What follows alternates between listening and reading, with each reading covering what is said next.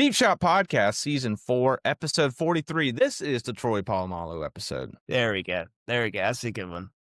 I think it should be the Richard Petty episode, The King of NASCAR. Okay, that's like, what, 3 times we've mentioned NASCAR? Oh, just wait. I've got some more. I mean, when we get to 48, it's Jimmy Johnson all day long. Welcome to another episode of the Deep Shot Podcast. Big weekend coming up. The college football players semifinals on Thursday and Friday, so really not the weekend there. But then we head into a super wild card weekend, which apparently they don't call it that anymore. It's just wild card weekend back in the NFL. If we're going to talk about all of that, we got to talk about the transfer portal. We're going to talk about all the new head coach firings in the NFL, all the spots that are open. Insane that we get off the other night, and then all of a sudden, Raheem Morris has been fired within like 10 minutes after our show. And Jake's nowhere to talk about this. I don't know what happened to him, but basically Raheem Morris is now out of it for the Atlanta Falcons. Not only him, I mean, Terry Fontenot, Rich McKay, the whole thing. So we're going to talk about all of that here shortly. But before we get into talking about anything, just want to make sure to remind you guys, subscribe on the YouTube, follow on Instagram and TikTok. We're growing, and we appreciate all the support.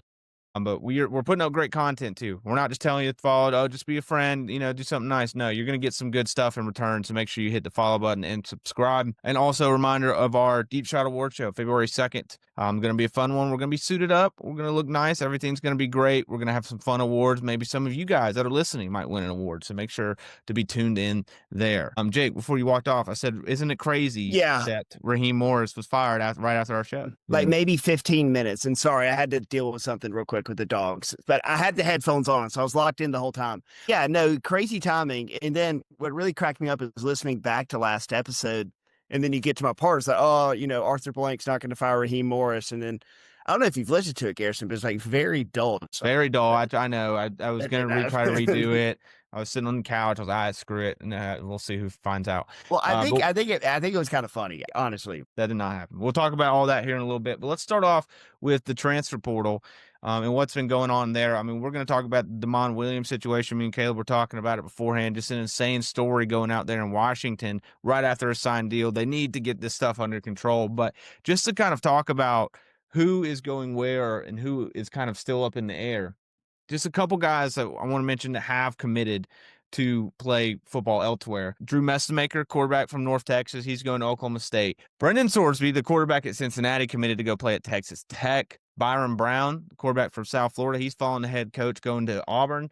Josh Hoover, TCU quarterback, he's going to Indiana. He'll be the next big guy there for Cignetti. 3 years in a row, he's going to have a transfer quarterback. Hollywood Smothers, just a fun name to say. I had to put it out there. He's running back for NC State. He's going to Bama. We all know they need help with the run game. Justin Simmons, committed to Missouri, if you haven't seen that. Eugene Wilson, your guy, Caleb, going to LSU. Parker Livingstone, interesting one here. It looks like he kind of got pushed out of Texas. Not sure what happened. He's going to Oklahoma. Jackson Arnold also going to UNLV. So just a couple ones off the top of the head. Anything that sticks out to you guys about any of those names or any names that you've got in your head for ones that have committed so far? I just have like a somewhat feeling that these transfer portal rankings really don't matter, especially after seeing like where Trinidad Chambliss was ranked last year and in terms of like where he is now and importance of the ethos of college football. Like, I understand that On3 is doing a good job of trying to grade talent and get these guys in front of them. All that stuff doesn't matter unless a team wants you. Texas Tech and Ole Miss and all these other teams that are always competitive in the portal, like it's worked out for them, obviously.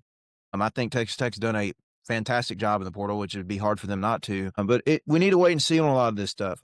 I personally don't believe that Brendan Sorsby was deserving of the number one player in the entire portal. I think that's insane. I don't know how many people watched him at Cincinnati this year. He's a good player. He's thrown for, I think, 40-something touchdowns, like 5,000 yards last 2 years, ran the ball. He's got a little bit of mobility to him, but he still makes bad decisions. He still turns the ball over. Cincinnati fell apart at the end of the last season. Guys like Lane Kiffin or whoever that wanted him think that he's going to be the saving grace. I personally don't think that he's too big of an upgrade from Baron Morton for Texas Tech, but I'm sure they feel opposite. Now, if they get receivers, all that changes. Everything changes. If they start throwing to Cam Coleman's instead of the guys that they were throwing to this past year that they just forgot, they just didn't even want to throw at him in the playoff. I don't know why. I guess they assumed they weren't good enough, but if they get good talent out wide and get Sorsby and get a running back and a couple more linemen, this and that and the other, they're going to be in great shape. I think they've already taken on 21 players coming in. Yes, but they have 31 players leaving, I think. Well, I will say this. I can't really see a world where he's worse than Morton.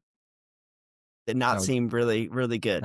I'll say the number one thing standing out to me, and you mentioned it, was Josh Hoover going to Indiana. Cignetti's third transfer portal quarterback in 3 years. And if you look at these stats, I mean, the guy's thrown for almost 10,000 yards already in his college career, 71 touchdowns. I mean, this time next year, we might be talking about, hey, Josh Hoover is going to be the number one quarterback in the draft, like we're talking about Fernando Mendoza. So just keep an eye on that. Yeah, and it's interesting because there was a lot of murmurs that he might be going to South Carolina since his OC just went to South Carolina, but North Sellers obviously playing blocking what's it called in basketball? Blocking out? Is that what it's called? Boxing out. Boxing out. I knew I was saying it wrong. Boxing them out there. Okay, let me play a game with you guys right here. A couple guys still undecided. I'm just going to say a name. You guys tell me where you think he's going, all right? Sam Levitt. LSU. I think he ends up being at LSU. Personally, I don't think the Damon Williams situation is going to work out to where he's able to get out of that deal and go where he's supposed to. Okay. Cam Coleman. Somewhere in Texas. Texas Tech, Texas A&M, I think he ends up at A&M or Tech, personally. I just don't think Texas got so many guys they're paying on their roster right now, and they want one of the front loaders that they're not going to have, the king cash. A&M and Tech and LSU clearly are the ones that are the highest bidders at all this. I think he ends up probably at A&M if I was to guess. Dylan Raiola. That's an interesting one to me. I can't believe that he hasn't been scooped up by anybody yet. Maybe they're turned off by the personality or what. I mean, I didn't even heard rumors like where he's visited or anything. Yeah. I don't know. Florida? I don't know. No, we already got our guys. Sorry. DJ Lagway. Florida State. I think he's going to Florida State too. That loser. And I hope he comes back for 2 years so he can come to the Swamp next year and play us. Okay. Caleb, are you hearing any scuttlebug on Deuce Knight, Auburn quarterback that went out into the portal? Obviously, he's hunting out west for the big money, just like everybody else. I think SMU's on him a little bit. I think some of those Texas A&M, Texas Tech teams checked in. A&M is still in on that, I think. But I honestly thought it would be a little bit more explosive of a recruiting process for him than what it's been heard. Maybe the news about Sorsby and all these other guys is dominated, but kind of ho-hum. There's so much stuff going on in the portal. Like, this thing is such a hectic train wreck that it's hard to really keep up with all the players. You mentioned train wreck. Damon Williams situation. We got to bring it up. So if you've been living under a rock, Damon Williams, Washington quarterback, what was this, 5 or 6 days ago, maybe 6 or 7 days ago, he decided to re-sign with Washington, put out a statement, right? And it was rumored to be like $4 million, like top of the market money for Washington to keep this quarterback, who had a really good season last year, was highly touted, and obviously is a big deal to be paying that much money. Well, then all of a sudden, the other day, he decides he has a change of heart, which, do we really think he had a change of heart or just like a change of bank account? Yeah, like maybe just a little bit more money coming his way. But either way, now he's in the transfer portal. So another situation where somebody is saying, hey, I'm not staying here anymore. I'm actually going to the portal. I was reading an article about this, and, Pete Thamel, the guy at ESPN, he was basically saying this is just as, if not bigger, than the Nico Amalevi situation that we had going on during the spring. Just insane stuff. Caleb, what do you think about it? It is insane stuff.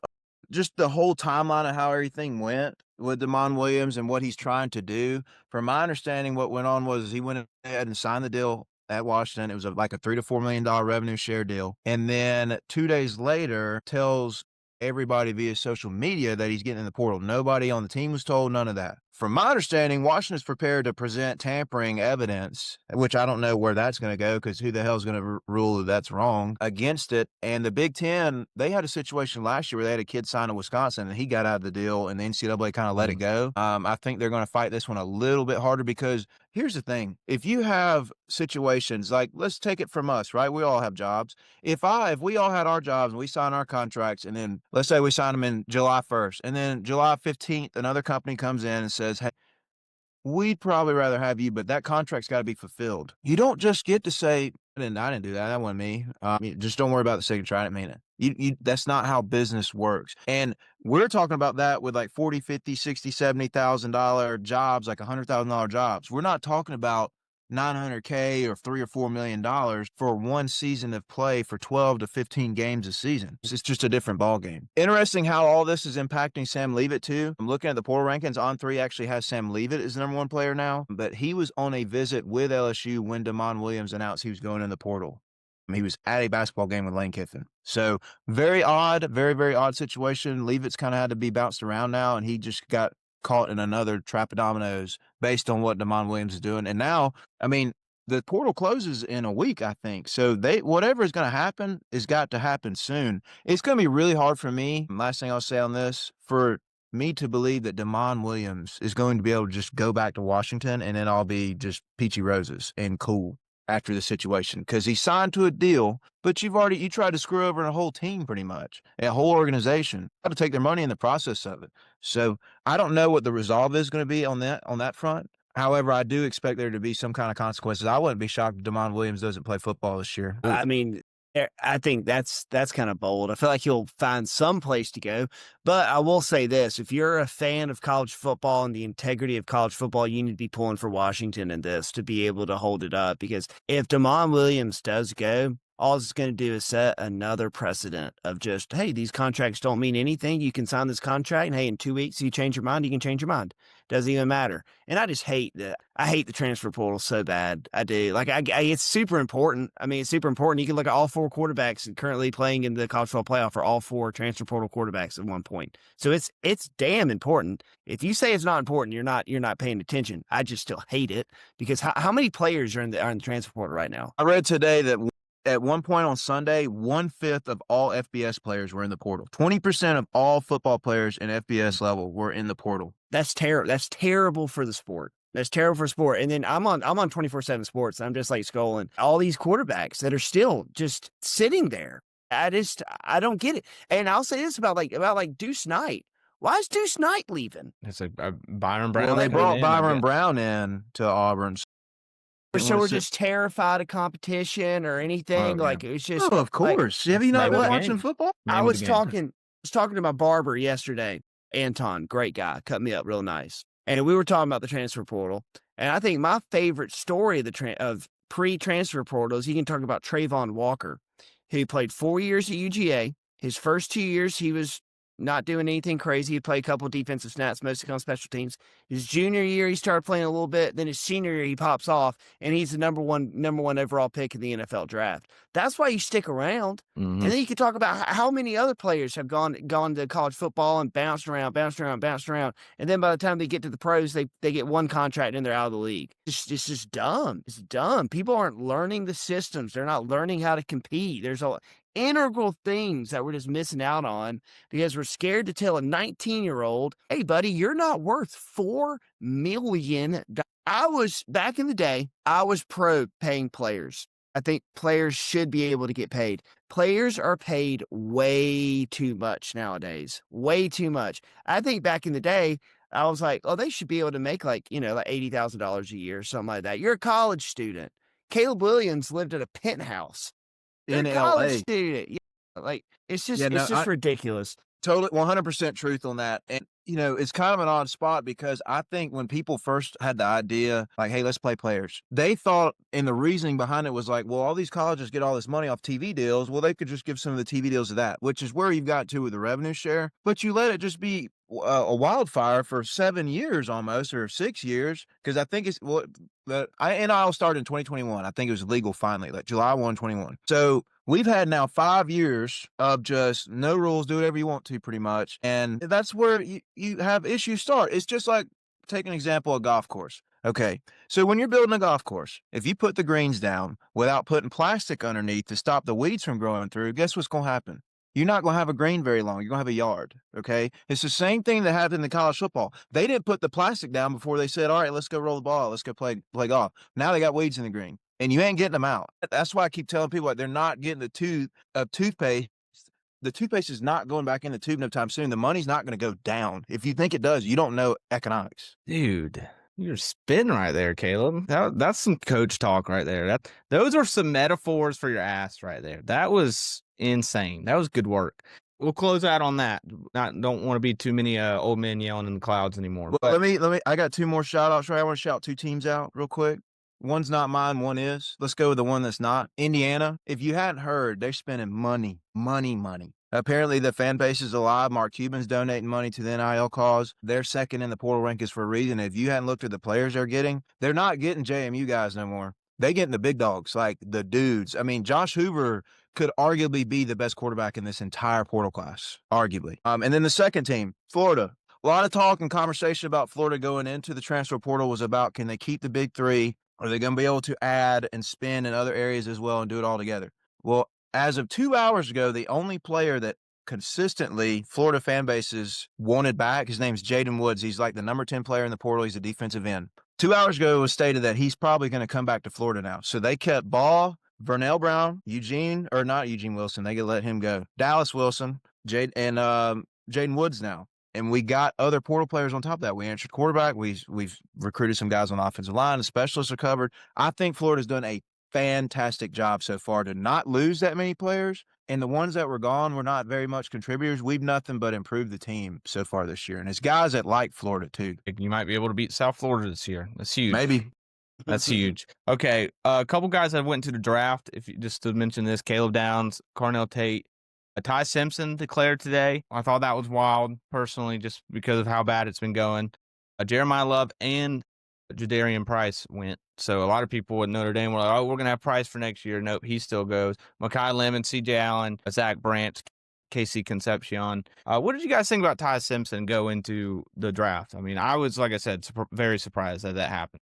I mean, I was surprised he declared, but I do still feel like he'll be able to muster up a good draft grade. Like if he has a good pro day, because the tools aren't really the problem. I'm sure teams can turn on the film and they can see, this guy is good. He is a good football player because he is a good football player. I just think the system failed him in some ways without, not being able to run the football, not being able to protect for him, some inconsistencies at wide receiver, specifically Ron Williams. It did surprise me, because like you said, the second half of the season was as poorly as it did for him, but I still probably don't think it's a terrible call. I feel like this was more of a kind of a push-out situation, and I don't know that for a fact. That's just my guess. It's just context clues, because Alabama's got 3 5-star quarterbacks on the roster as of right now, including Ty Simpson. Mack was a 5-star. Elon Russell was the number 1 quarterback coming out last year, and make no mistake about it, he is very worthy of that ranking.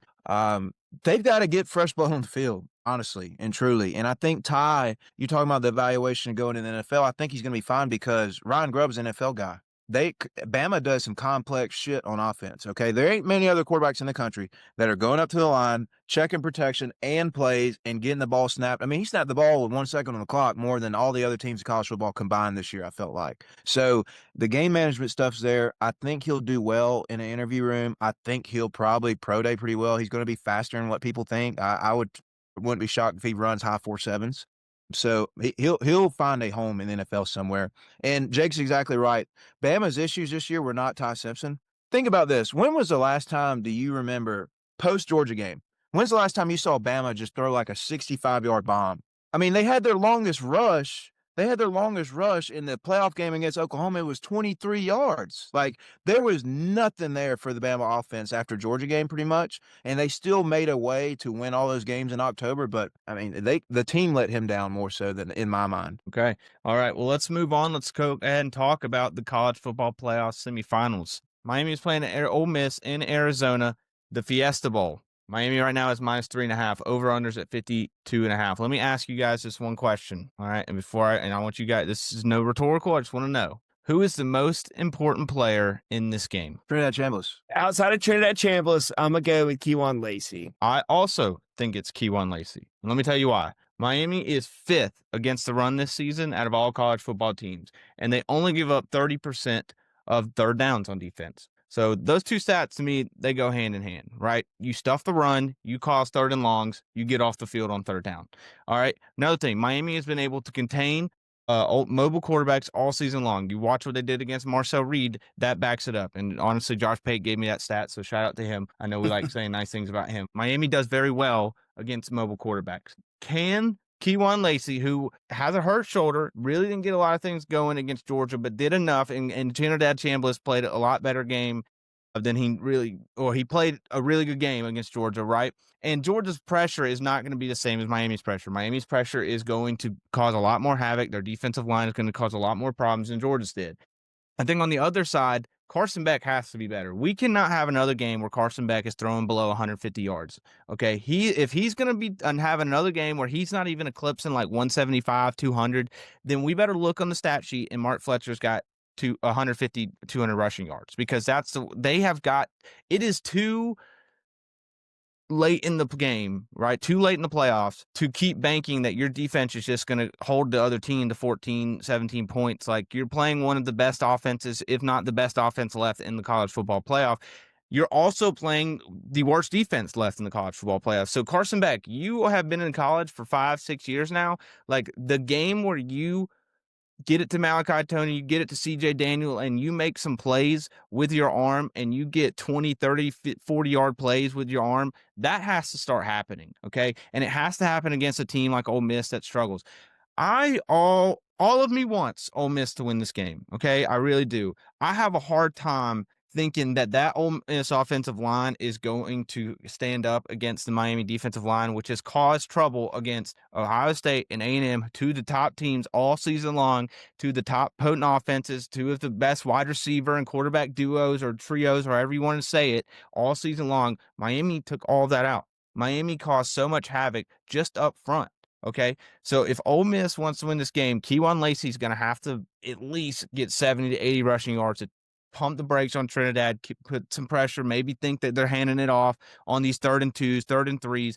Can Ole Miss get in those situations where they have that double threat? This game's got to be high scoring if Ole Miss wants to win, but if Miami's going to contain them and get another low scoring, which I find it hard to believe that Ole Miss is going to walk out of this game with 14 points, 21 points. I don't think that's happened to them really all season long. I don't see it's going to happen now in the biggest game. I think Carson Beck is going to have a good game, and it's going to happen, and I think Miami's going to win this game. But those are the two most important factors to me in this game is if Keywan Lacy keeps it going and can Carson Beck finally have that breakout game in this college football playoff. Yeah, I also am going to go with Miami in this game. I think they win by a touchdown plus because of two reasons. And Garrison, you talked a lot about Keywan Lacy. I want to talk about Mark Fletcher, and I want to talk about Ole Miss's run defense. One of the most frustrating parts about being a Georgia fan and watching that game last week was we could basically do whatever we wanted running the football, right? We could run it and run it and run it and run it and run it. We were getting 5-6 yards a carry. I feel like Miami's going to be able to watch that film and be able to realize that they're going to be able to do the same thing and they're not going to get away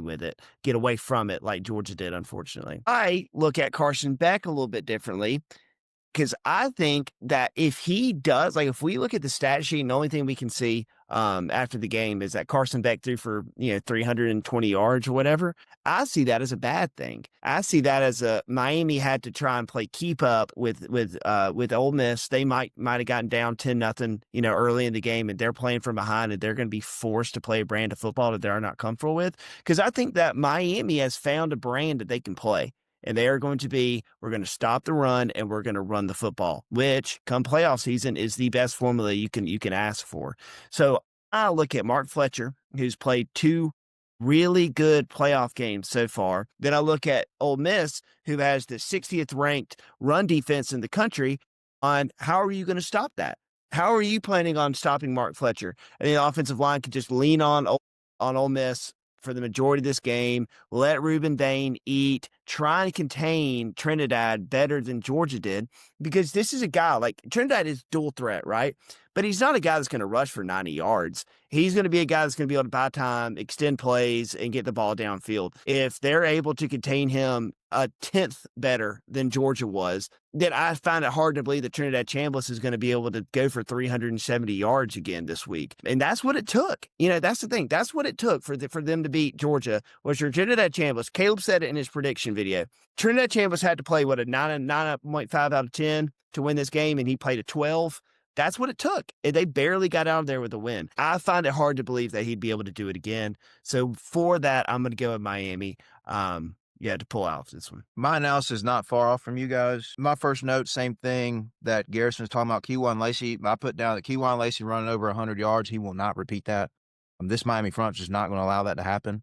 And also, they're going to do that without blitzing, which is huge. Something that Georgia had to do late in the season. They had to try and generate pressure via sim pressures, where basically they walk people up on one side, send them from the other, and bail the other guys, try and confuse the offensive line, basically get free runners. That's what their memo is in order to get in the backfield. Miami just lines that shit up and says, let's go, we're better than you. And they are. This is going to be, without a doubt, the best front that Ole Miss is going to face this year. I think Miami's going to be able to not only stop the run, but contain the mobility with the defensive ends. Reuben Bain and the other guy on the other side will probably play pretty wide because they're not terribly afraid. I think those guys can all two-gap up front. So they'll be able to stuff out the run. I tell you the concerning part for me, because I'm with you guys, I want Ole Miss to win the national championship. I have a confidence that the Ole Miss front is going to be able to hold up on both sides of the ball. Offense, I think they'll be able to have enough skill position talent to be able to work around some of that stuff. I mean, they're going to run into some points. Ole Miss is going to score points. Don't get me wrong. More so on the defensive side, though. We just saw how Miami's closed out the last 2 games. They get the ball back about 7 minutes left, and they strangle you to death. They put the plastic bag over your head and tie it up in the back. You're not getting out.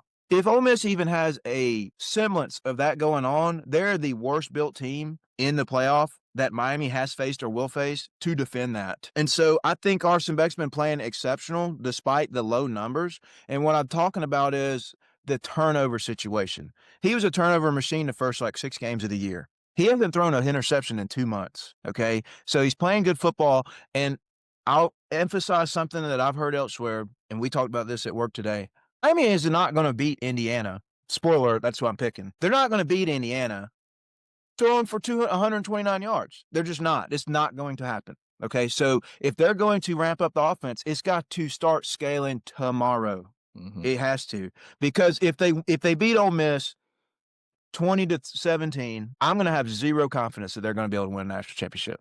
Completely honest. And I think they can play this game however they want to in terms of the style of it, like whether they want to try and score a bunch of points or if they want to try and bottle Ole Miss up and control the clock and go to halftime with 20 minutes of possession time. I think that's a recipe for success. And that's the beauty of Miami. They can win the games, whether they score 40, whether they score 13. They're probably going to be better shape than any other team in the playoff left. I do think that they need to score a lot of points. I think against this Ole Miss defense, the worst defense left, probably – if you could say outside the G5 teams at the beginning of the playoffs, this was the worst defense. You're going to have to, like I said, the offensive line for Miami, their skill players are no slouch. The running back's no slouch. The quarterback's been in college for a long time. This is a game where you're going to have to, in a dome, no effects, just go out there and be one of the top teams in the country, especially offensively, and with a team that has shown that they will give up points to the best teams they've played all year. Ole Miss expects to win this game. We're talking game scripts. They better outscore Miami 14 points in the first quarter and get out in front quick. If they turn Carson Beck over early and cause some havoc, they're now playing with a lead with that aggressive an offense. It's going to be pretty hard for Miami to come back no matter how you shake it. If they get down double digits, it's going to be a problem. That's what Ole Miss has got to be striving to do. They need to mix up the coverage in the back end, try and confuse back, because I think Pete Golden is assuming the same thing we're assuming, right? They're not going to let Carson Beck just throw it for 15 times, 3 straight games in the playoffs. They're just not going to let it happen. They paid him way too much money for that to be the return on investment they're getting. So I'm interested to see. I'm excited for this game. I'm really, really hoping Ole Miss wins it. I'm with you. Why is college football always played on Saturdays until we get to the playoffs, and then we have Thursday because the night, NFL Friday because the NFL has to have their wild card weekend on Saturday, and they're not wanting to compete. All right, let's move the playoff. Wonder how that one would work. That sounds like a pretty decent idea, Jake. It does, don't it? All right. Well, if you played the national championship on New Year's Eve, that would just make so much sense. It really would. Don't give teams a month off to get old and then say, hey, beat this team who just played at home and had to play Tulane the week before and beat the crap out of them. I digress. Next. All right. There is another game that's going to be played. The winner of this will play the winner of Miami versus Ole Miss. It is Indiana versus Oregon. Indiana is -3.5, over under at 47.5. This game is in Atlanta, and your boy will be there. That's right. Deep Shot Let's Sports, go. boots on the ground in the Peach Bowl. Last football game I'll attend this season. And very excited to get out there. I was telling I might go buy an SEC shirt and just plop that thing right on my chest and walk around and just have some fun with it. Who knows? But we will get some content out there, I promise you. Shout out Parker Mackey for the seats. But in terms of the game, here's another question I want to ask you guys. Which quarterback do you trust more in this game? Oh, it's not even a question, Fernando Mendoza. Not even a question. Really? It's not a question at all? No, I'm not very big on Dante Moore. I'm not very big on Mendoza. I think he's the worst Heisman winner in history. Personally. I don't disagree with that point, but I watched him last week against Alabama, and I watched him the week against Ohio State play insanely efficient football, not even almost turn the ball over, and that's why I trust him. He played a heck of a ball game last week. He was the big reason why they won by 35 points. I definitely think I trust Mendoza more, though, just because, the last playoff game I saw, he had more touchdowns than incompletions, and that was against Alabama. So it's hard to battle against that. I know I'm sitting here saying, he's a little overrated. It's hard to be overrated when everybody else sucks, in my mind, but it's a great quote, Caleb. Well, let me tell you, last time that these two teams played, Indiana dominated this game. You can say it was close in the score. It was 30-20. But Indiana had more yards. They won time of possession. They won the turnover battle. Dante Moore went out there and threw 2 picks at home, got sacked 6 times at home. While Mendoza only got sacked once that game, they played a way more efficient game. I wonder how now that, these two teams have faced off, Oregon's been a little bit, in terms of the run game, like against Texas Tech, it really didn't get going in this game. Last time these two teams played, that really doesn't get going. Can the Oregon run game, can Noah Whittingham get to, 90 to 100 yards and make Dante Moore feel comfortable? We've been talking about this, having to have a run game. Look, both teams are going to want to win in the trenches, right? We're this late in the year. We just went through this whole Miami Ole Miss thing. Indiana and Oregon are both going to want to win the run game, and they're both going to want to stuff the run. And I think these two teams are pretty evenly matched. I think Oregon obviously has had a lot of injuries, and, you're going off the one game sample size. They didn't play well, but they have had time to gain a lot of confidence. They've smoked Texas Tech. They obviously took down James Madison. They haven't lost since the last time they played Indiana. I just love the coach matchup we have in this game between Dan Lanning and Kirk Cignetti, two of the best personalities out there in terms of coaching. It's really hard to imagine a world where Indiana doesn't just keep going. You thought, if anything, last week when we watched the Rose Bowl, that would be a game where it might get tricky for them. And it's not. It's not even close to being tricky for them. Oregon, on the other hand, that Texas Tech game wasn't easy. Maybe Morton made it easy on Texas Tech's side, and Texas Tech scoring no points made it, easy, but it wasn't stress-free. There was a lot of moments in that game Oregon was messing up. And I just think they might mess up 1 or 2 times, just like they did in the first game.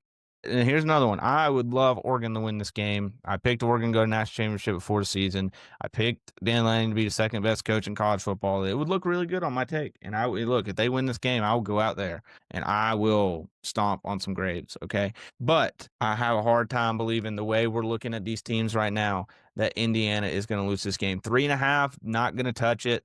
Don't really have a good feel on that. This could come down to the last second. It's going to be a playoff game. These two teams are both far from home, so I don't know who's going to have the advantage. I'll let you know when I get in the stadium. But I have a hard time, the way Indiana's playing on both sides of the ball, they just have the edge. Oregon, you can't be as confident as Oregon as you can be in Indiana right now. And I'll be rooting for Oregon to win this game, but I just don't see it happening. I think Indiana is going to do what they've done all year and put the foot on the neck. And in the fourth quarter, they will make more plays. Mendoza, that's why I asked you guys, who do you trust more? Mendoza is probably going to make more plays than Dante Moore. I like Dante Moore, but 2 interceptions and what they've gone through last time, and how these defenses have given them fit, going back to the Texas Tech game, I think that'll continue to happen. I'm going to take Indiana. I'm also going to take Indiana, and I will definitely be cheering for Indiana very hard, because I want to see the season end with the Kirk Cignetti National Championship at this point. I'm going to say one thing about the matchup that they had 3 months ago in October. I do agree. You look at the time possession, you look at the yards, you look at turnovers, everything favors Indiana. But at the end of the day, it was 20-20 with 6 minutes left in this game. And why was that? It's because Fernando Mendoza made a very uncharacteristic mistake and threw a 35-yard pick six, which tied the game up.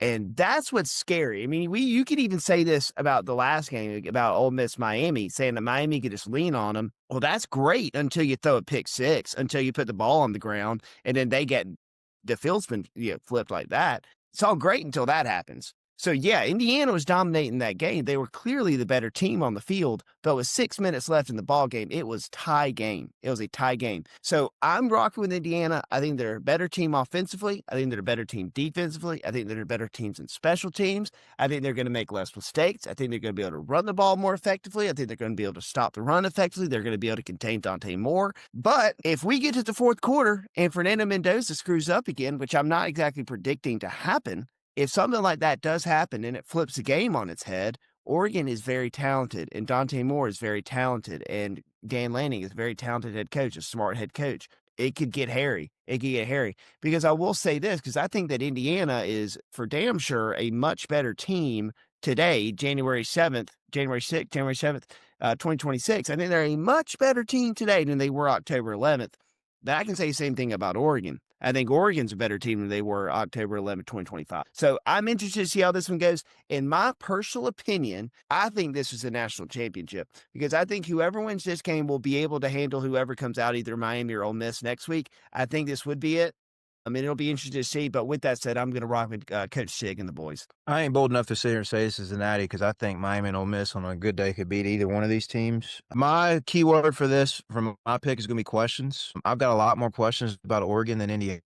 And I already previewed my pick. I told you I was picking Indiana. First of all, did Oregon fix their center and quarterback exchanges? Because, I mean, they had like 3 fumbles last week and bad snaps all over the place. Like, they're not going to be able to afford to do that against Indiana. Just not going to happen. Are they going to be able to score in the red zone? Go back to last week. Texas Tech stood up on 10 toes just about every time Oregon got in a 4th down situation or a goal-to-go situation. It was a struggle for Oregon to score points. I mean, they stomped on Texas Tech defensively and got the ball in plus territory a lot and still only came away with 23 points. So they've got to do better in the red zone in a short yardage situation, especially if it's like what, some people call like 4-point plays where you go for it on fourth and 3 from the 30 instead of kicking a 3, you're trying to get 7. Those kind of plays are important. Can Oregon also handle getting through 2 straight games of bar fights? Because Indiana is going to turn this into a bar fight. That's what they did last time.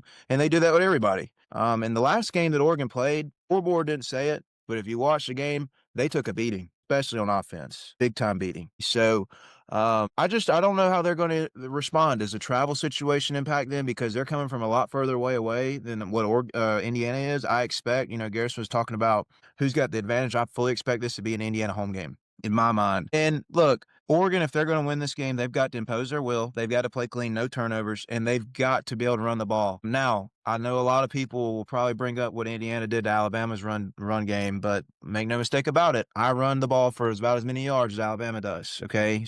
Don't let that statistic fool you. Oregon's going to be way more competitive on the ground than what Indiana's seen up until this point, since Ohio State, really. Like I said, Oregon's got a lot of stuff to clean up. Indiana looks about as smooth sailing as I've seen in college football at this point in the season in a long time, so I'm going with Indiana. Yeah, it's interesting, too. If Miami wins this game against Ole Miss, they'll play a national championship at home. That is true. That would be huge. Literally probably the first time that's ever happened. I mean, even though their home stadium is, like 45 minutes away from the campus. I think the last time somebody played a home game for the Natty was LSU playing in the Superdome in 19. New Orleans is not close to Baton Rouge. Miami's literally playing in the stadium that they play in. Right. Interesting stuff. Okay, we'll see what happens. Very excited. Again, to go to the Peach Bowl, going to watch the Fiesta Bowl. It's going to be fun. We're going to find out who's going to national championship. Let's move over. Let's talk about the NFL. Like I said earlier, we got off this show on Sunday, and Raheem Morris was fired as the Falcons head coach. He was the first one postseason to get fired, all right? Then we wake up on Monday morning. Pete Carroll's been fired. Kevin Stefanski's been fired.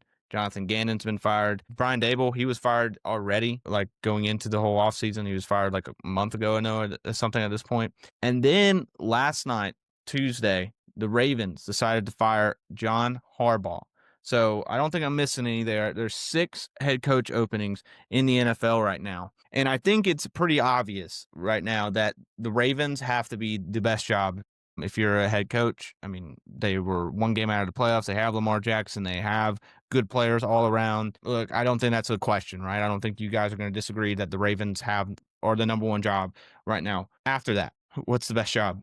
I'm going to say it's probably the Falcons. I think it's the Falcons. Why? Why? For a number of reasons. I think we just cleared up about $35 million in our cap space. So there's a lot of haters online that talked about how the Falcons don't have a number one draft pick. They don't have any cap space. Well, we restructured Kirk, and we're probably going to cut him here after March and get another $10 million towards the cap. So we're probably going to be going into the meat of the offseason with $45 million in cap. That'll put us somewhere around, 10th in the most cap space. So there is cap space to work with. People love to talk about the fact that we don't have a first-round draft pick like it's some bad thing. Well, I'll raise you this question. Would you trade James Pierce and Xavier Watts for the number 12 overall pick? Absolutely not. Absolutely not, you wouldn't. So I get it. 2-3 months ago when the season was looking like a wash and that pick was going to be the top 5 pick, yeah, I was a little upset about it. But now that the full season has transpired and we know that it equates to the number 12 pick, and we have the leading sack getter as rookies with 10.5 sacks and the leading interceptions as a rookie with 5, Xavier Watts. We have 2 cornerstones we can build around for the future on our defense.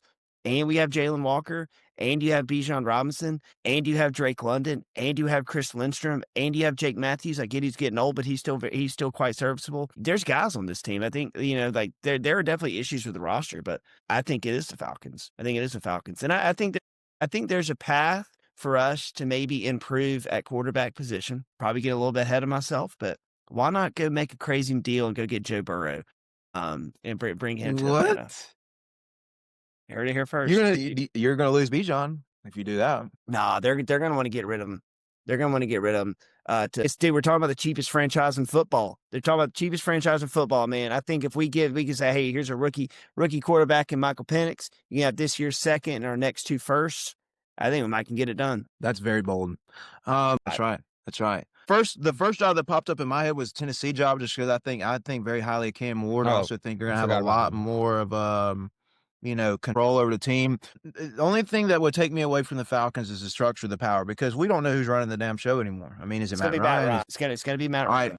So then it came out that the power structure is going to be that Matt Ryan's going to be the president, and the GM and the head coach both report to him. There's no the chain of command goes straight to him. Anytime I've heard of this being done in the NFL, in my mind, I feel like it always ostracizes either a GM or a head coach. Eventually, the president's going to pick a favorite and fire the other one, and then you start getting division. So I'm just a little hesitant about working for a guy that's never ran a football team before. Only thing he's done is lose a Super Bowl. Can I make a comment?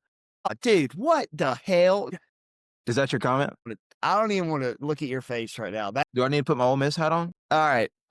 Moving past that, you can look at the Jacksonville Jaguars this past season. I think it was this past season, year before. They hired Tony Baselli, who is probably the best Jaguar of all time. He's in the Hall of Fame. He's in the Ring of Honor. All-time offensive tackle.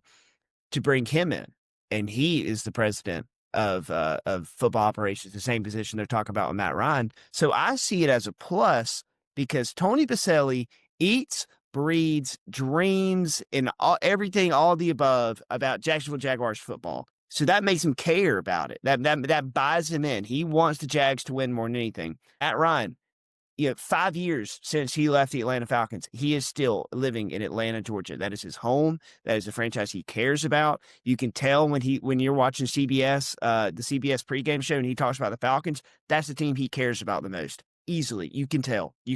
That's the guy that's going to eat, breathe, and sleep Atlanta Falcons football. And I think it's 100% a plus to have a guy like that in the building. And especially like Rich McKay was just like a dead man walking for like a decade. So it's definitely a plus on that end, because the power structure per se isn't really changing. It's just the person in that role is changing. Yeah. I'm with you. And I think, them getting rid of Rich McKay makes that job 10 times attractive. I mean, go back to last year or 2 years ago when they were interviewing, they ended up hiring Raheem. I think everybody that was involved in that interview process pretty much turned that the Falcons wanted before they got to Raheem, turned it down because they didn't want to work for Rich McKay. And everybody around the league knows that McKay was one of Arthur Blank's best friends, this, that, and the other. And it took Sportsology to come in there and finally present all of it and say, look, guy, you got to get rid of this dude. He's done nothing but make this team worse. I would have thought, I thought they were going to get rid of McKay and keep Fontenot and promote him to be the president of the organization. But once you get Matt Ryan, and he's kind of, like you said, the symbol of the franchise at this point, I mean, it's going to be better off for the press. Only thing I'm concerned about, other than the power structure we talked about, because I mean, you've brought up that it's working elsewhere. What if this doesn't work? then you ostracize your all-time greatest franchise quarterback. We did it in 2020 when we decided we were going to go after Deshaun Watson. So, hey, we did it once. Yeah, but that was business. He still got to play after that. I mean, like, if you guys cut ties with him in Atlanta, why would he ever come back? I mean, that's fair. That's fair. But that's a down the line problem. It's a down the line problem. Fair enough. What if it works? What if it's awesome? Yeah. I think all the other jobs suck, though. Like, the Raiders job may be the only other one that's kind of like somewhat attractive. I don't even know if that one's it because they got the number 1 pick. But who are you going to pick? You going to pick Mendoza? Okay, well, you're going to be looking for another job here pretty soon. The New York Giants, you got a bad owner, but you got a good quarterback and good skilled players coming back young, which I don't know, update on this. Malik Nabers is still on crutches, folks, so he's probably not going to be able to play much next season. I don't know if anybody saw that. So a little bit of a bleak outlook there, but Atlanta will be fine. I hope that you guys want Kevin Stefanski. That would be my pick. Personally, for you guys, I want Clint Kubiak. That's my number 1. Okay, so why would you want him over Kubiak, or why would you want him over Stefanski, who's the 2-time Coach of the Year with the worst franchise in the NFL? So let me say this: my desire for Kubiak is nothing against Stefanski. If we hire Kevin Stefanski, I will be very excited for that. I will be all in on Kevin Stefanski. I am just attracted to the idea of getting a young offensive-minded head coach, like 90% of the teams that are currently playing in the NFL playoffs have. That's attractive to me. That was attractive to me 2 years ago when we hired Raheem Morris. That was attractive to me before, when we decided to hire Arthur Smith. I wanted to do it, and we haven't done it. And we've tried to go for these like established guys, like getting Raheem Morris. I think the biggest thing for that is, he's not a first-time head coach. He's been a head coach before, 3 stops as a head coach already. So let's get that guy. Let's not bring in some new blood. But now it's like, I kind of want to try some new blood because it seems to be working in a lot of places. Working in Jacksonville. It's working in Seattle. It was working in Minnesota. It's working in L.A. It's working in San Francisco. Like, the list goes on of all the places it's working. So listen, Deep Shot Podcast, I don't want to take the check down to Kevin Stefanski. I want Clint Kubiak. But Clint Kubiak's going to Baltimore. So we're probably going to get Kevin Stefanski, and I'm fine with it. Where's John Harbaugh going? The Giants apparently are all in on John Harbaugh, and that's a good hire for them. I mean, to me, it's either New York or take a year off, especially considering like the best job was yours. And also too, like I fully expect him to take a year off just because like 18 seasons in a row running an NFL team, and I mean the guy averaged 10 wins a year in his tenure at Baltimore, which is incredible. They just got rid of him, and apparently it all came down to the fact that he didn't want to get rid of Todd Monken. He said, no, I'm not firing him. And the players came out speaking against him to ownership, and they found out. Todd Monken's a free agent, huh? Bring him back. I saw a very funny photo of Mike Bobo photoshopped onto Mr. Maduro in handcuffs, and the caption was, when Todd Monken becomes a free agent in Athens. Interesting. Okay, real quick, anybody that didn't get fired that you thought was going to get fired? I thought Zach Taylor was going to get fired. I felt very certain that Zach Taylor was going to get fired. I'm surprised he didn't. I know, Garrison, we kind of talked about this the other day, and you're kind of in favor of him not getting fired. I don't think necessarily it's his fault that the Bengals have struggled the last few years. I mean, Joe Burrow can't stay healthy. The ownership just will not put money into this franchise to actually build a defense. And all that's true. But at the end of the day, they are losing, and they have one of the best quarterbacks in the NFL. Probably the best wide receiver core in the NFL. They have good running backs. Like, they should be able to at least win some games. So I was expecting at least ownership to try and throw him under the bus and say, let's move on. Let's find somebody else. Defense does him no favors. No. Absolutely no favors. That one's shocking to me. I fully expected the Jets job to come open. I mean, Aaron Glenn's defensive coach, and they had 0 interceptions. Somebody's calling them the fly zone. Yeah, that was the wildest stat. Okay, him and Shane Steichen too, getting the Colts to fall off a cliff after they were like 7-2. I mean, it's hard not to get fired there. But Boss Lady came out and said, "Look, you got one more shot, pal." But apparently, he's interviewing elsewhere. Can you do that? I thought I don't know where I thought I read that like NFL head coaches cannot like talk to other NFL teams. Is that not true? I think until after the conference championship game, it's all free game after that. Interesting, because you don't really ever see that, Yeah. Nope. And I'll throw one more name out. Minnesota playing this weekend. If the Green Bay Packers lose, No I mean, way. what happens to LaFleur? What happens to Matt LaFleur? You got the best winning percentage other than like Andy Reid in the NFL. Like, I don't know. Atlanta. There's a lot of rumors surrounding it, and I'll say why this guy's contract expires at the end of the year. It doesn't even have to be a firing. It doesn't even have to be a firing. And if Green Bay is so bought in on Matt LaFleur, then why hasn't he gotten extended? He's had It's this also entire. it's interesting. I remember last year you talked about how Packers fans were trying to move on from Jordan Love, things that happened. And it is interesting. The last 3 seasons, the Packers have finished as a 7th seed. So you go back, 10 years ago? They're not even making the playoffs 3 years in a row. Interesting stuff. Interesting stuff. Okay, let's talk about the wild card weekend. We'll go in the order of the games that are played. Rams are going to Carolina Saturday at 4:30 on Fox. Rams are minus 10.5, over under at 46.5. This game happened earlier this season in Carolina, and I think the spread was exactly the same. The Rams were a 10-point favorite, and Carolina won the game. I think that was week 12, week 13. Panthers are limping in here, okay? They had some momentum. If we go back to week 14, week 15, look at the Panthers. In the last 3 weeks, everything kind of hit the fan. They lost the Bucks, got in because, the Falcons helped them out. Don't see a situation like we saw week 12, week 13, whenever it was when Carolina won this game. Don't really care that it's going to be good weather, that Carolina's going to be at home. The Rams, you could say they're slumping a little bit into the playoffs. They were able to have a get-right game against Arizona. I just fully see the Rams putting their foot on the neck here. I mean, they've got to start looking hot, and I think the playoffs are the time that they will start doing that. I don't see a situation where Carolina's covering, really. I think Carolina's just, honestly, as a team, probably just happy to be there, as a fan base, happy to be there. I don't see a situation in where they're going to win this game or cover 10.5, honestly. Like, I know it's the NFL. These games are close. It's the playoffs. There's plenty of examples where a team just curb stomps another team that doesn't deserve to be there. This is not going to be a beast mode type game. I'm calling it right now. We're not going to see a team with a losing record go in and upset the top seed in the wild card, or top seed for wild card teams. They're gonna be listening to that audio in LA, in the studio, in the weight room, at practice all week. Yeah, I'm with you. I think the Rams are definitely the better team in this, and they're going to move on. But I'm going to take the Panthers to cover 10.5 because it's a home game. That fan base is going to be fired up. I mean, I don't know. I just find it hard to believe that an NFL playoff game is going to get decided by more than 10.5 points. It's hard for me to wrap my mind around that. Maybe it does.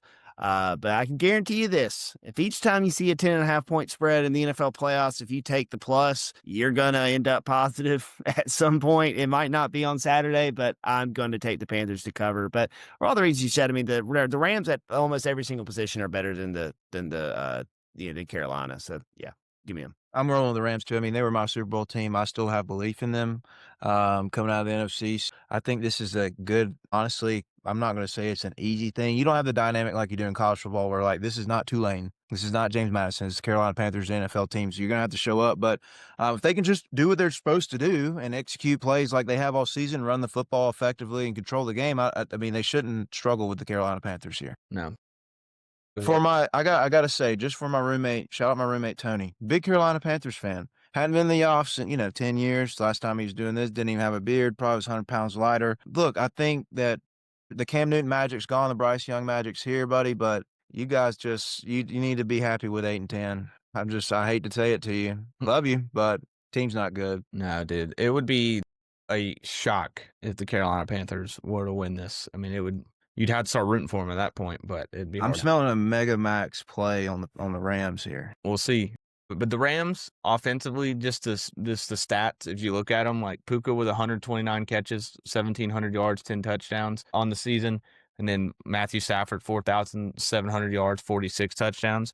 Caleb, were you mad about the supposed stat padding the other day against the Cardinals? I mean, they've been stat padding all year. Listen, Drake May didn't play like 5 fourth quarters this year. That's how good our damn football team is. So if anybody wants to talk about that, listen, we got ethical hoopers up in New England, okay? He's taking 3-pointers and swishing them bitches, okay? So, Matthew Stafford can do what he wants. He's not an MVP. Yeah, if Sorry. you take away all Matthew Stafford's 1-yard touchdown passes, because I've seen people say this, he still has more passing touchdowns than Drake May this year. Doesn't shock me. And again, because Okay, Matthew Stafford played a lot more downs than Drake May. But you're right. They do throw that when New England gets down there on like the 5-yard line and in, they're handing it off. They ain't looking to put it in there and throw it to Devontae Adams like Matthew Stafford is. What's the word? All right, we'll talk about it in a second. Okay, Packers going to the Bears Saturday night, 8 p.m. Got to have Prime Video to watch this one, all right? Can't watch the NFL playoffs on cable. The Packers are minus 1.5 points favorites, over under 45.5, 31 degrees. Might be snow and raining a little bit in this game in Chicago. Crazy that Caleb Williams didn't finish with 4,000 passing yards at the end of the season. Still, no Bears quarterback has ever done that. If you didn't know that, you're just living under a rock, not a real sports fan. Last time these two teams played was the overtime thriller in Chicago, where DJ Moore caught the game-winning touchdown pass. Packers kind of limping into the playoffs. They obviously have been very bad defensively since Michael Parsons went down. Offensively, they've been struggling, really haven't even had their quarterback ready to go. But Jordan Love is supposed to be back, correct? Correct me if I'm wrong. I'm pretty sure he's coming back in this game. It's just, this is a rivalry, right? And the Packers win this one more times than not. But this is a different Bears team. This is a different Bears coach. This goes back to think about when Ben Johnson took this job and he said, I can't wait to beat Matt LaFleur 2 times a year. He didn't get him the first time, but he's got a chance to go 2 for 3 in this matchup. Packers are a 7 seed. Bears are a 2 seed. All right. So historically, the 2 seed did not ever really lose to the 7 seed, except for that one time that the Packers have actually won 2 games as a 7 seed. So it could happen. I think it might. I'm a little worried that the Bears are going to make some mistakes that they haven't really made. Jordan Love's going to be able to take care of the ball. They're not, the Bears, one thing they've been counting on a lot this year is a lot of turnovers. And I think the Matt LaFleur, the smoke and mirrors around his name, that'll all kind of die down a little bit. I think the Packers are going to go in Chicago and get the upset. The Bears have played really good this season. The last 2 games, though, you think about the San Francisco 49ers game where their defense was just absolutely shredded by Brock Purdy and San Francisco. And then you think about the game against Detroit. They weren't resting people in that game. They were getting physically dominated in the last game of the season going into the playoffs. I think the Packers may be a little bit more healthy. They were resting a lot of people. And I think they're going to come out with a good game plan. And I think there's a reason that the away team, the 7 seed, is favored by 1.5 on the road. So I'm going to take the Packers in this one. Yes, this is a tough one. This is probably the one I've gone back and forth in my head with the most, because I think the Bears are a better team than the Packers, but there is something scary about Caleb Williams, his first playoff start, Ben Johnson's first appearance in the playoffs as a rookie head coach. So, I mean, this is tough. I'm going to go with the Bears to defend home field. They've been limping a little bit into the playoffs. They were 11-4 and they finished the season at 11-6. But it's not like either one of those losses were like bad losses. That game in San Francisco, they're going up against a good offense who was really clicking that night, and they were keeping up with them. And if Caleb Williams just makes one more play on that 4th and goal, with less than a minute left, they walk out of San Francisco with the win, which only one team has done the entire season. Also, just want to let you know, only one team's gone to San Francisco and walked away with the win, and it's these guys right here, the Jacksonville Jaguars. So I'm going to go with the Bears. I think they're the better team. I think Caleb's going to be able to make enough plays. I think Ben Johnson's going to be ready. And, I like you said, I think the Packers defense is really sluggish, and I'm just not too sold on Jordan Love and, the receivers that he has. I mean, a lot's going to be put on Josh Jacobs' back to, really carry this offense. And I think they're going to be able to make some opportunistic plays. And then Matt LaFleur is going to get fired and he's going to go to Atlanta. That was a wild dream you had last night. I don't know about all that happening.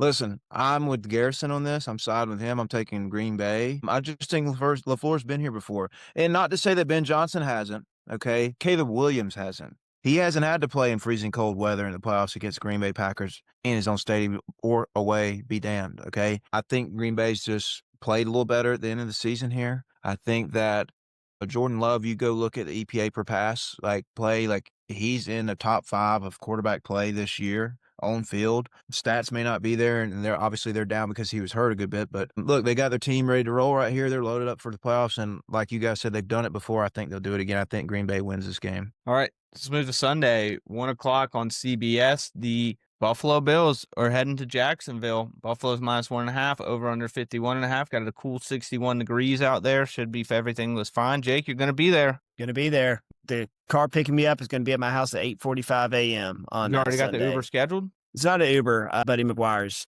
has a parking pass. So we're going there. We're going to be in Lot J right outside the Everbank, ready to get wild. It's going to be an awesome day. I can't wait. All right. Well, you think the Jags are going to beat Josh Allen and Buffalo Bills? Absolutely, I do. Absolutely, I do. I absolutely do. And I'll say this. I think Caleb shaking his head like that, like what he is smoking, is disrespectful. We're talking about the best team in the AFC right here getting ready to play. Break. 3 seed. Yeah. Well, we'll be. Hey, you'll see next week. You'll see next week in Foxborough who the best team in the AFC is. Listen, the Jaguars. What's the biggest thing to beat the Bills? What's the number one thing you have to do? In my opinion, is stop the run. You're talking about James Cook, who is the leading rusher in the NFL this year. Him and Derrick Henry. The Jaguars can stop the dang run. They have a dang good defense. They can stop the run. They have one of the best run-stopping defenses in the NFL. So if they're able to stop James Cook and make them be one-dimensional, we've seen more times than not, maybe not more times than not, but we've seen a lot of times where Josh Allen starts forcing the ball, and the Jags have a very opportunistic defensive secondary. They had a pick six last week. Go back to that Monday night game where they played the Kansas City Chiefs. Got a pick six in that one. They lead the NFL, I believe, in forcing turnovers. They have a top 5 in terms of pressure rates in the entire NFL. They're going to be able to get after Josh Allen, and that's just talking about the defense. We haven't even talked about Trevor Lawrence playing like an MVP candidate over the last 6 weeks. The Jaguars in the beginning to middle of the season were winning in spite of Trevor Lawrence. Trevor Lawrence wasn't doing anything spectacular, but they were still winning games. You look at the last month, 2 months, they are winning games because of Trevor Lawrence. And not just because of him doing some Superman act. He doesn't even have to do that much, but he's still getting 3, 4, 5, 6 touchdowns a game. And they're able to blow teams out. They are rolling right now. I think the Jags are playing like maybe the best team in the NFL. I do not think that this season is coming to an end in the wild card weekend. The Buffalo Bills lost to the Falcons. Well, when you say it like that, I guess you really got me there, buddy. I'm with you. No, I was going to take the Jaguars from the jump. I think that Josh Allen's play and efficiency just went down at the end of the season. I mean, some of those, when I think Josh Allen, the first play that comes to my mind was that crazy-ass sack he took in a game like last week on 3rd down. It took him out of field goal range where he's like scrambling left and then just pirouettes back and he's slamming the ball on the ground. Like, that's just, that seems out of character for me a little bit. Like, you're smarter than that, and he's done that consistently over the end of the season. I mean, think back, last 8 weeks of the regular season, we watched the Bills on TV a bunch, and there was a lot more disappointment in my mind than there was success, just the way I think of things. I think the Jaguars are in the complete opposite direction. They got a home game for a playoff game. They're playing very well. Like Jake said, the defenses should not allow, if they stay in their rush lanes, Josh Allen won't have a crazy day, because when he sat back there in the pocket, it hasn't just went Daisy and Roses all year. I mean, he's had some struggles at times throwing the ball down the field. They have one of the highest sack percentages in the NFL, talking about Buffalo, because he holds on to the ball way too damn long, thinks he can get away with everything. I just think he's probably due for a turnover at some point. I think he's due for a bad decision. I think the Jaguars, Liam Cohen, understand that they've got to stay on schedule and stay in front and maybe create a turnover or two and just play consistent. And I hope that they don't ask Trevor Lawrence to do too much. I think they will. I don't think they will, because Buffalo is one of the worst teams in the NFL against the run. And Travis Etienne is resurging his career this year, because I thought he was toast before the season started. Yeah. And he's been one of the better backs in football. So give the ball to number one. Let's end the game with 180 yards passing and a touchdown for Trevor, and let's move on to the winner of... And Trevor Lawrence is going to get down to 2 and steal a rushing touchdown from somebody. That's happening. It's tough for me in this game because, there's all the talk, right? No Mahomes, no Lamar, no Burrow. Can Josh Allen finally get through the playoffs? And, part of me wants to see Josh Allen do it. It would just be cool. I'd like to see that. But another part of me is like, dude, did you see Trevor Lawrence with that grill on the other day? I mean, come on. That's awesome. That's as cool as it gets. That's as cool. And his face when he got excited, it was total just white guy hanging out with a bunch of guys from a different hood. It was just hilarious how excited he got and put that thing on, was just laughing. I'm going to take the Bills. Does Trevor live on the north side, Jake? Does Trevor live on the north side of Duval County? Trevor lives in a gated community in Ponte Vedra Beach. He does not live in the north side.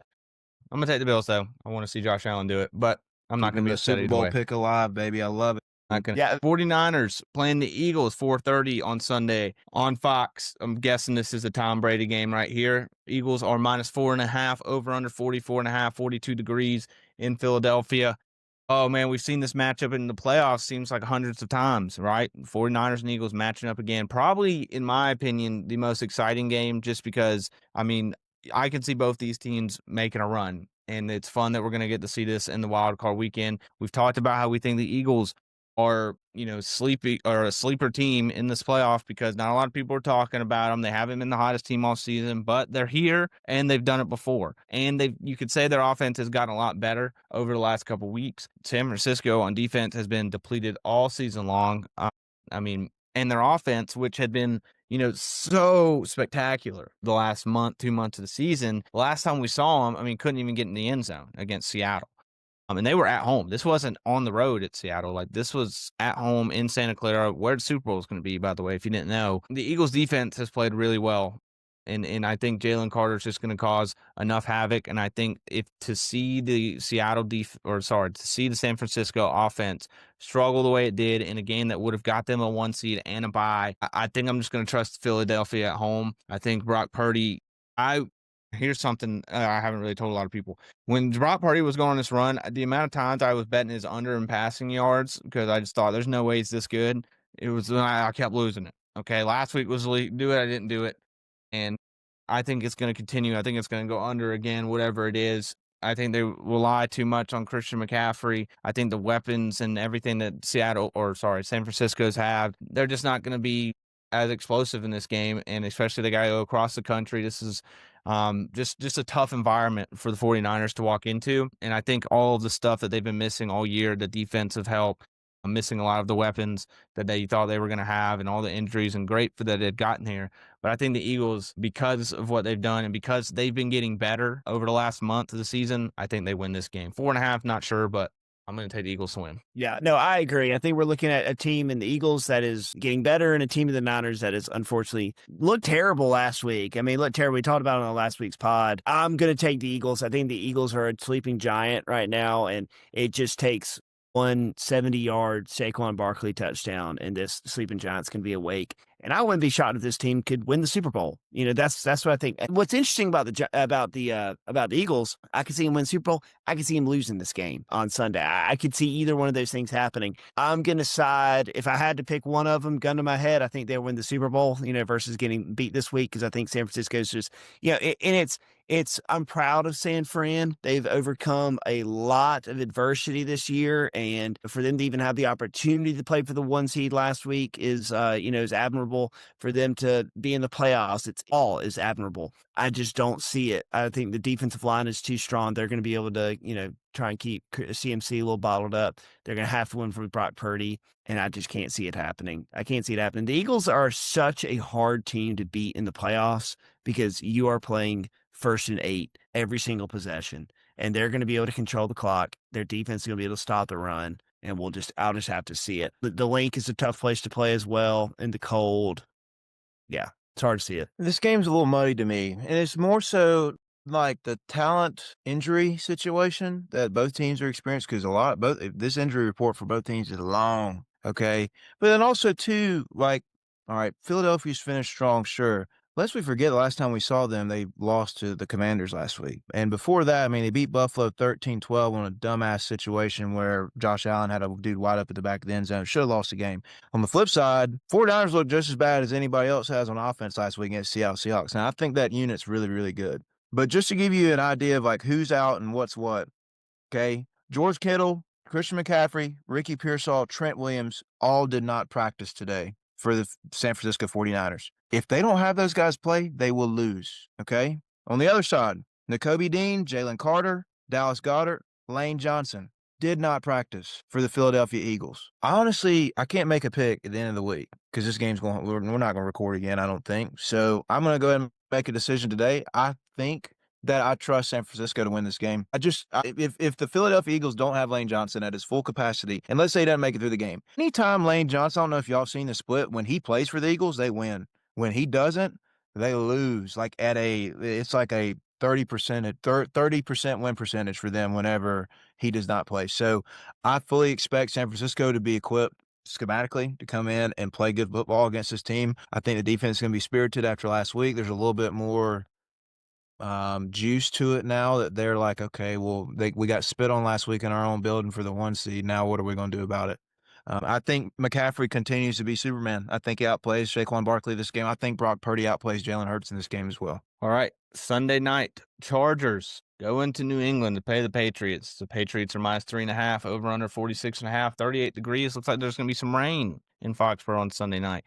And just to say this, obviously, we usually record on Sunday nights. Probably going to move to Monday just so Caleb can enjoy this game. I feel like taking a playoff game away from him. You guys potted on Sunday night. I would not show up. Yeah, so we'll probably move that. We'll probably record on Monday, come out on Monday night before the Texans Steelers. Whatever happens just has to happen. The fact that they delay this as long as they do is kind of annoying. But anyway, Chargers playing the Patriots. Chargers kind of limping a little bit into the playoffs. They obviously didn't really play a lot of people last week, but they had that game against the Texans in Week 17 that they weren't able to get away from. They're not Justin Herbert's playoff career. I don't even think he's ever won a game in the playoffs. So he's going against a team that hasn't been to the playoffs in a while. A lot of these guys on this New England team haven't been to the playoffs, especially, and if they have, it's probably not in New England, but they've been one of the better teams all season long. They've got the night home game. Caleb, how confident are you? Extremely confident. I saw a stat the other day that said that teams that play in dome stadiums, when they go on the road and it's under 40 degrees, have won maybe 1 out of the last 50 games, which is an insane stat. It's exactly what's going on here.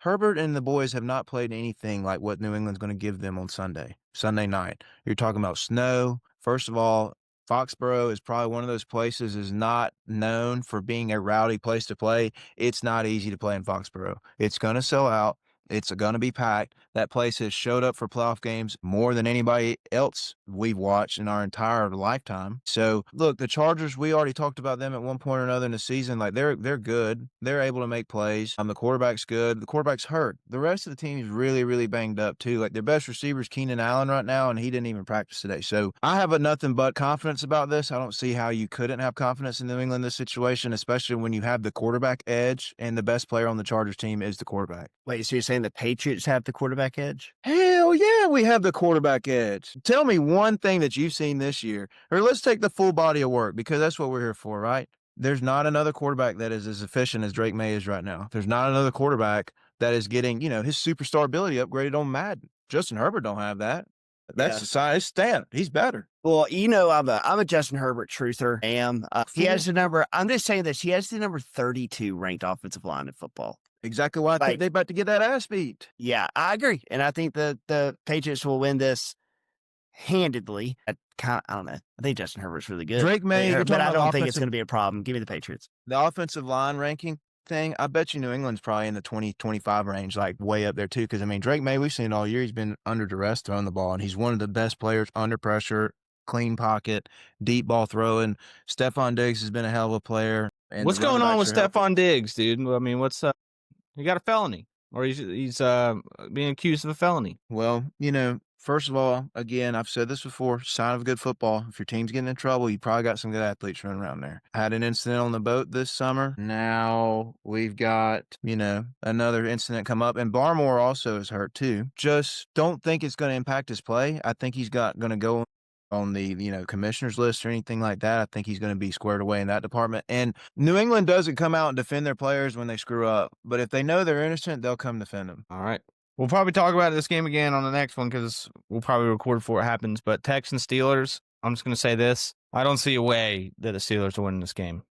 I don't care that it's at home. I don't care it's tonight. Houston's a 3-point favorite on the road in the playoffs. Houston's way better than Steelers. I don't care. It's Aaron Rodgers. Houston is actually a wild card juggernaut the last couple of years. If you didn't know, they win in the wild card round, and I think they do it again. The Steelers, you could argue, they really shouldn't be here. Tyler Loop didn't push the ball to the right. They're 9-8 sitting at home. Yeah, and if my aunt had a vagina, if my aunt had balls, she'd be my uncle. That's what Mike Tomlin likes to say. I'm gonna roll with the Steelers. I'm rocking. I'll say this, man. Spoiler alert. I'm rocking with old man Rodgers until it's over. until it's over. Or they play the Jaguars, then I'm going to have to pick the Jags to beat them. I think DK Metcalf coming back can't be understated. I think that's going to be huge for their passing game. I think Aaron Rodgers looked really dang good last week against the Ravens, and I think he owes a lot of credit for that win. I think CJ Stroud might do a little stinker, and their defense is going to fail them. Give me the Steelers. To be honest, I'm looking forward to this game just about as much as any other game that's not my own this weekend, and that includes 49ers Eagles. I just think that Aaron Rodgers found something last week. And I don't know if you guys are privy to what everything was going on, but they had some communication issues out there, so Aaron Rodgers started calling that them thing himself, ran up the points on the Ravens. Funny how that works. Maybe Arthur Smith needs to get out of the way. I look for them to do more of that stuff this week, and I understand the Texans are very daunting on defense. The Steelers ain't no slouch. Okay, and we hadn't just the Houston Texans offense is just not some wonder. I mean, they're in Jake's division. Would you agree? I think they can be stopped. 100% he was stopped. So I think it's going to be a low-scoring game. I think it goes under, no matter how you shake it. I just feel like Aaron Rodgers finds a way to win this game at home in Acrisure, and I hope that is how this goes. All right. Well, that wraps up the episode 43. We'll be back probably again on Monday night to recap all the semifinals and what had happened already in the NFL playoffs. And make sure you're following on the socials. Make sure you subscribe to the YouTube. We will be back. We've only got a couple episodes left this season. Make sure you cherish us with them. We'll have the award show on February 2nd. For Caleb and Jake, I'm Gary. Deep Shot out.